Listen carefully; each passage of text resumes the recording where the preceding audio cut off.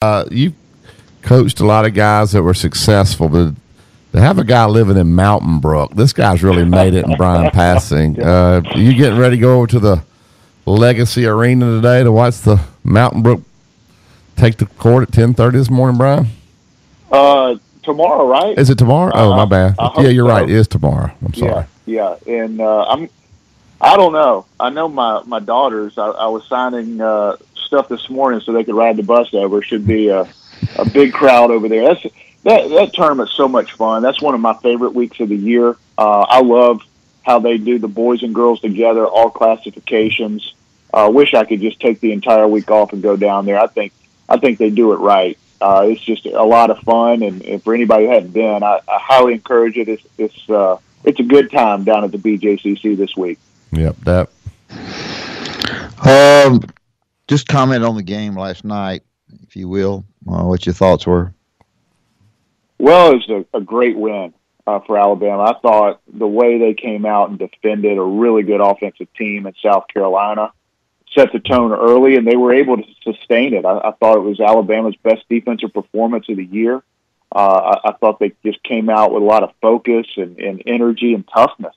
And if you don't have toughness against South Carolina and a Frank Martin coach team, it's not going to go well. And Alabama not only matched it, but I thought took it to the Gamecocks early. And South Carolina struggled shooting the ball. I thought a lot of that had to do with Alabama's defense. And, I love the way in the second half Alabama was able to take a punch. South Carolina made a run, and then Alabama answered it. That's not something we've seen this year when teams have come back and taken the lead, especially on the road. And it was a tough environment. There was a lot on the line last night for both teams, and you could feel it in the building. It was a great atmosphere. When South Carolina took the lead, went up 5, I think there was about 4 or 5 minutes to go at that point. They had all the momentum, the crowd, and then Tevin Mack hit a huge 3 and was happy for him. He's from Columbia. South Carolina had, I think, 40 family and friends in the stands. And that 3, with about 4.5, 5 minutes to go, was huge and got Alabama back within a bucket and made plays on both ends down the stretch and got a huge win on the road against what was an NCAA tournament bubble team. Yeah, I think you're right. Alabama, and they made some plays down the stretch. I think Coach called timeout. They ran a dribble handoff. South Carolina messed up the switch. Kyra Lewis got to 3 in the corner, which was huge. And then Herb Jones hits a shot, probably one you don't really want him taking. I think it tied the game. And then Riley Nars hit a big shot. So you're right. They had to make some plays there late in the second half to win that game, which they haven't done. That's got to be refreshing to see those guys make plays like that late in the game. Yeah, it was great to see because in some of these close victories and losses, it almost looks like you're just holding on for dear life, trying to get to the finish line. And I thought last night, especially on the offensive end, Alabama went and got it. They took it with Riley Norris making huge plays in that play where he drove baseline against one of the best defenders and shot blockers in the country, and Chris Silva. It looked like he was almost even trying to draw a foul, but they was able to score over him. Herb Jones made big plays. We're used to seeing it on the defensive end. He struggled offensively this year, but that was a big-time shot in a key moment. And then you had to get stops, had to defend the three-point line against the best three-point percentage team in the SEC, and Alabama was able to do it. Brian, what Dazon Ingram, I know you had that one collision when they drove. Did he not play in the second half? What's his status? He took a knee to the thigh, yeah, and was not ruled completely out of the game. But when it happened, I got word that his return was questionable. Just looking at him on the bench, I mean, you guys know that you take a knee to thigh, that's painful. It could stiffen up on you. It sounds like that may have been the case. So hopefully he'll be okay for Saturday. With playing the Tuesday game, he'll have a little extra rest. But that's something that's painful and just wasn't able to return. But his teammates picked up the slack. Avery has gone to a shorter bench, and those guys responded in a big way. Yep.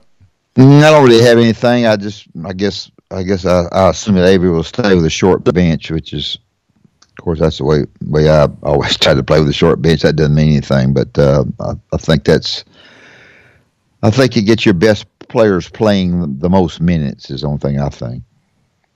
Yeah, that's something we talked a lot about on the broadcast last night, and took it back to when you were coaching. That's one thing that I thought made a difference with a lot of your teams in late in the season having fresh legs. That's not the case for most teams around the country late in the season. I think it's hard, and this is my personal opinion. Would like to hear your guys' thoughts, and I know you talked about it on the air, but I think sometimes coaches have a hard time doing that. I mean, it's easier said than done with going short because there's so much to put in. There's so much on the line, and it's hard to get them in and out in 45 minutes or an hour or however long practice is this time of the year. And Avery's made a change. He's made a change in the lineup. He's made a change in the rotation.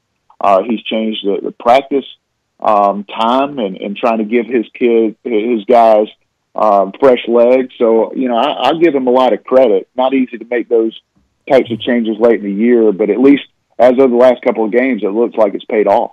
Bryan, you've seen most of these teams now up close and personal this weekend. Obviously, big game, LSU coming in, an opportunity for a huge resume win. Just tell us what should be a very physical basketball game. Alabama's playing for the tournament. LSU's playing for the conference championship. What do you see happening this weekend? Well, I'm excited about it. It's the spot you want to be in. Alabama needed to get the win against Vanderbilt at home. That was a must-win, if you want to call it that. And then the one on the road gives you some momentum. Everything on the line for Alabama to have a chance to go to back-to-back NCAA tournaments for the first time in 13 years. So hopefully there'll be an incredible crowd for this game. It's huge for both teams. LSU's trying to win a conference championship, and this LSU team has everything you want from a talent standpoint.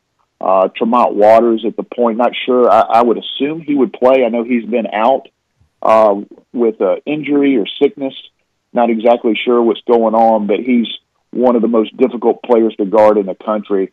And LSU has so much size on the inside with Tremont Waters taking the ball off the dribble, really creates opportunities for himself and teammates. And because they get in the lane so much and their size are hard to block out, great offensive rebounding team. That really hurt Alabama in the first game. So this is another great opportunity for Alabama, and hopefully we'll have an incredible crowd because there's a lot on the line on Saturday for both teams. Yeah, it's going to be senior day. I know the last game is Auburn. I guess the coaches decided to do it this weekend maybe because it's easier for the families to travel. But just trying to talk about you went through that senior day. It won't be their last home game, but that's an emotional time for these guys, especially Dante Hall, I believe, but Riley Norris, Riley Norris, and Avery Jr. That's right. Yeah, it's emotional for those guys, and you got to kind of balance that and not get overly emotional and stay focused. But those guys, all three of them, have meant so much to the program, and I'm sure Avery Jr. is disappointed with his playing time over the last couple of games, but he's had big moments in an Alabama uniform. He's represented the school extremely well. He's been a big part of what Avery Sr. has been able to do in terms of recruiting and getting, being a part of when guys come on campus. And but he's meant a lot to this Alabama program, and hope that fans will show him the appreciation he deserves. And Riley Norris, so happy for him. With the injuries that he's dealt with and having the redshirt last year, he decided to come back for his fifth year. Thank goodness he did, because he's been such an important part of this Alabama team. And Dante Hall has improved year after year. He's battled injuries himself. So all three of these guys deserve a sellout crowd and a great senior day. And hopefully they go out with a win. Bryan, does Kira Lewis, and I know we're maybe biased here, should he be freshman of the year in the SEC? I tell you what, you can make a strong case for it. He has been unbelievable. And, we've gone from saying he's really good for a 17-year-old to he's really good for a freshman. Man, he's just really good. He's really good. He has far exceeded at least my expectations of what I thought he would be, and I had really high expectations for him. But there's some great freshmen around the SEC and the country, but I'm not sure I'd take one over Kyra Lewis and what he's done for this Alabama basketball team. He's been terrific. Just plays with such a maturity for a young player, has speed in his ability to knock down the three, plays within himself, finds open teammates. He has had a terrific freshman year, and you can make a strong case that he should be SEC Freshman of the Year. Yeah, no doubt. Dad, now when you and Bryan play golf, I know Bryan's really improved. We hadn't been playing. You haven't played. When y'all do play, who's going to get the strokes? I do. I am. I don't have the experience of your dad, Barry. He's a it's a lot of fun. I'm looking forward to it stopped raining. The weather's a little better, so look forward to getting out there. Now, will y'all hit from the same tee box, or is he going to move up a little bit? We hadn't played, Barry. I'm saying when y'all do play, I'll play. I hit up front. He hits in the back. He's young. No, vice versa. We play from the same tees. Same tees. Okay. All right. Well, good. Well, tell us about those daughters you got. Did your daughter win some championship over there in Mountain Brook basketball? Well, first of all, this is what the listeners want to hear about, and that's 8th grade girls basketball. We finished second.